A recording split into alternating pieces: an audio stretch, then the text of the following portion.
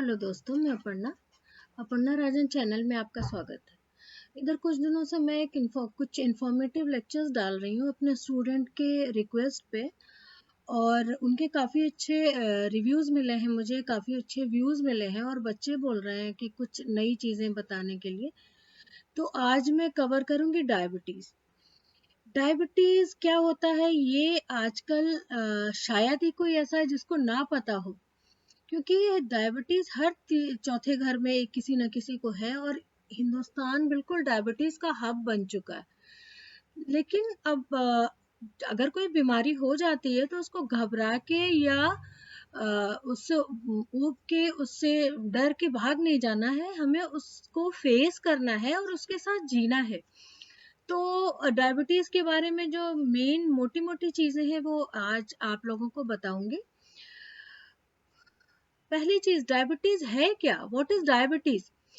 Diabetes mellitus is a chronic condition that is characterized by raised blood glucose level or also called as hyperglycemia. Diabetes एक chronic condition है जिसमें कि blood में sugar का level बढ़ जाता है। ठीक है, तो diabetes mellitus is a group of disease characterized by high level of blood glucose resulting from defect in insulin production, insulin action or both. मतलब डायबिटीज एक अकेली बीमारी नहीं है, it's a group of diseases जिसमें कि जिसको आप पहचान पाओगे कि ब्लड ग्लूकोज लेवल हाई है। और ये हाई क्यों होता है? या तो डिफेक्ट होता है इंसुलिन के प्रोडक्शन में, इंसुलिन के एक्शन में, या दोनों में। Term diabetes mellitus describe a metabolic disorder of multiple etiology characterized by chronic hyperglycemia with disturbance of carbohydrate, fat and protein metabolism resulting from defect in insulin secretion, insulin action or both. मतलब diabetes mellitus metabolic disorder है जिसमें कि carbohydrate, fat और protein metabolism disturb हो जाता है, और इसके रीजन या तो इंसुलिन सिक्रीशन में प्रॉब्लम है या इंसुलिन के एक्शन में, या दोनों में। बढ़ा हुआ ब्लड शुगर लेवल और डायबिटीज अगर लंबे समय तक रहता है तो इसके ये बहुत सारे ऑर्गन्स में फेल्योर या डिसफंक्शन करता है। तो डायबिटीज के लॉन्ग टर्म इफेक्ट में क्या है कि long term effect of diabetes mellitus include progressive development of specific complication of retinopathy. मतलब अगर हम शुगर कंट्रोल कर लेते हैं तो बहुत अच्छी बात है, अदरवाइज बढ़ा हुआ ब्लड शुगर लेवल क्या करता है? रेटिनोपैथी, आंखों की प्रॉब्लम, अंधापन, नेफ्रोपैथी, किडनी की प्रॉब्लम, फुट अल्सर जिसकी अक्सर आप सुनते होंगे गैंग्रीन हो गई और पैर काटना पड़ा, और peripheral neuropathy. People with diabetes are at increased risk of cardiovascular, peripheral, vascular and cerebrovascular disease. Heart की प्रॉब्लम करता है, पेरिफेरल डिजीज करता है और सेरेब्रोवेस्कुलर डिजीज भी हो सकती है। अब आपको बताऊं कि प्लाज्मा ग्लूकोज कई हार्मोन्स से रेगुलेट होता है। ठीक है, पहला हार्मोन इंसुलिन। इंसुलिन बढ़े हुए ब्लड ग्लूकोज लेवल को कम करता है, जबकि कुछ और हार्मोन ग्लूकागॉन, एपिनेफ्रिन, कॉर्टिसोल और ग्रोथ हार्मोन ये ब्लड शुगर लेवल को बढ़ाते हैं।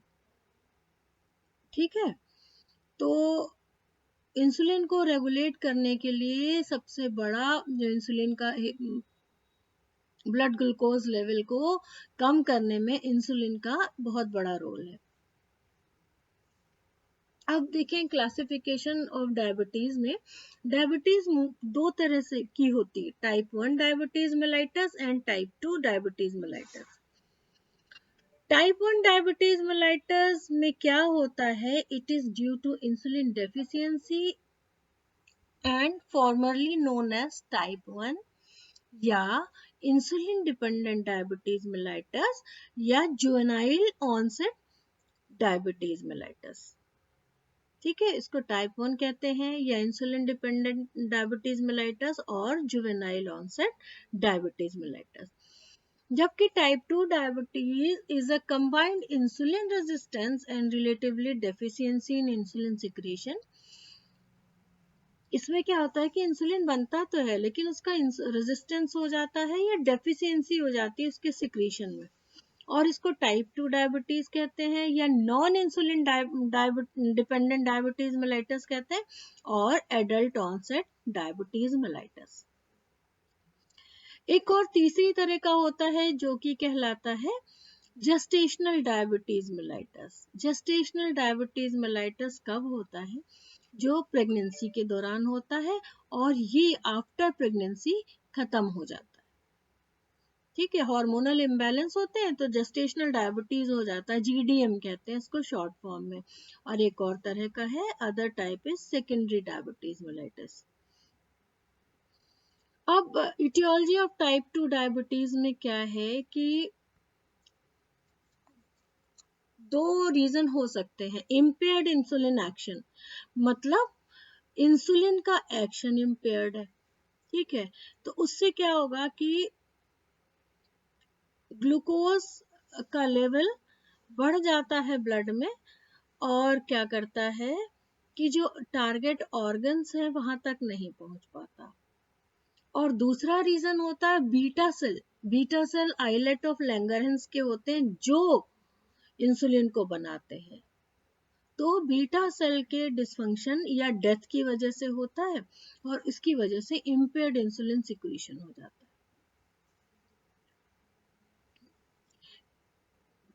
है। Response of to insulin is decreased, तो ये क्या करता है कि मसल और फैट में ग्लूकोज का अपटेक कम कर देता है और लीवर में ग्लूकोज का प्रोडक्शन ज्यादा होने लगता है। और the mechanism of insulin resistance is unclear, अभी तक पता नहीं है कि रेजिस्टेंस होता क्यों है। इसके पीछे जेनेटिक रीजन भी हो सकते हैं, एनवायरमेंटल भी हो सकता है, और पोस्ट इंसुलिन रिसेप्टर डिफेक्ट। और रिस्क फैक्टर क्या है जो इंसुलिन को, जो डायबिटीज को और खतरनाक बनाते हैं, या डायबिटीज मेलाइटस के मेन फैक्टर्स क्या होते हैं जिसकी वजह से डायबिटीज मेलाइटस होती है। पहली चीज फैमिली हिस्ट्री। ठीक, अगर किसी की फैमिली में डायबिटीज है तो वो एक कॉज हो सकता है टाइप 2 डायबिटीज मेलाइटस का। दूसरा ओबेसिटी, मोटापा। अगर आप बहुत मोटे हैं तो इंसुलिन तो आपके शरीर में बन रहा है लेकिन रिसेप्टर्स उसके काम नहीं कर पा रहा है। ठीक है, इंसुलिन अपने रिसेप्टर के साथ बाइंड नहीं कर पा रहा और ब्लड में ग्लूकोज का लेवल बढ़ता जाता। तो हाई ओबेसिटी या मोटापा बहुत बुरी चीज है, उसको कंट्रोल करना बहुत जरूरी है लेकिन डिफिकल्ट। तीसरा हैबिचुअल फिजिकल इनएक्टिविटी, बहुत इनएक्टिव रहने से, बहुत देर तक बैठे बैठे काम करने से डायबिटीज होती है। कभी इम्पेयर्ड ग्लूकोज टॉलरेंस रहा हो। ठीक है, हाइपरटेंशन, अगर हाइपरटेंशन है, हाइपरलिपिडीमिया, ठीक है, ये रिस्क फैक्टर है। अब हो गया है डायबिटीज तो उसको लेके रोने से कोई मतलब नहीं बनता। अगर डायबिटीज हो गई है तो उसको बैठ के रोने से काम नहीं चलेगा, उसको हमें मैनेज करना है। ठीक है, तो मैनेजमेंट ऑफ डायबिटीज में सबसे पहला कंपोनेंट है डाइट एंड एक्सरसाइज। अपनी डाइट कंट्रोल करनी है और रेगुलर एक्सरसाइज करना है। तो डाइट में आपको क्या करना है? डाइट में आपको कार्बोहाइड्रेट रिच डाइट कम लेनी है, और अगर लेनी है तो वो कार्बोहाइड्रेट लेना है जिसमें फाइबर्स है, बहुत सारे फाइबर्स है। ठीक है, मोटा अनाज जिसको कहते हैं, आप चना लीजिए, आप गेहूं लीजिए, फाइबर वाली चीजें लीजिए। तो वो जो है पॉलीसेक्राइड्स ज्यादा लीजिए, रिफाइंड ग्लूकोज या डायरेक्ट शुगर ये सब चीजें नहीं लेनी। और रेगुलर एक्सरसाइज, चाहे 10 मिनट या 15 मिनट की, लेकिन रेगुलर एक्सरसाइज चाहिए। ठीक है, थोड़े दिन आप ऐसे कंट्रोल कीजिए, अगर नहीं होता है तो बहुत सारी ड्रग्स, बहुत सारे एंटी डायबिटिक ड्रग्स आते हैं, और नहीं तो तीसरा तो है ही इंसुलिन थेरेपी, आप इंसुलिन लीजिए, लेकिन मेन आपका टारगेट होना चाहिए आपकी ब्लड शुगर का लेवल मेंटेन रहे। तो डाइट पे आते हैं। सबसे पहली चीज diet. Diet is a basic part of management in every case. किसी भी तरह का कोई भी केस हो, सबसे पहले आपको डाइट कंट्रोल करना है। Treatment can be effective unless adequate attention is given to ensuring appropriate nutrition. अब डाइटरी ट्रीटमेंट में सबसे पहला एम क्या होना चाहिए? Weight control. दूसरा, provide nutritional requirement and allowing good glycemic control with blood glucose level as a close to normal as possible. कोशिश करनी है कि कम इस तरह की चीजें खाएं जिससे कि ब्लड ग्लूकोज लेवल जितना भी हो सके नॉर्मल के आसपास रहे। Exercise, physical activity promotes weight reduction. जितनी हम फिजिकल एक्टिविटी करेंगे वो वेट रिडक्शन करेगा और इम्प्रूव इंसुलिन सेंसिटिविटी। इंसुलिन की सेंसिटिविटी बढ़ेगी तो ब्लड ग्लूकोज लेवल डाउन होगा। Okay, together with dietary treatment, a program regular physical activity and exercise should be considered for each person. Diet और exercise दोनों एक साथ चलनी चाहिए। Such a program must be tailored to the individual's health status and fitness.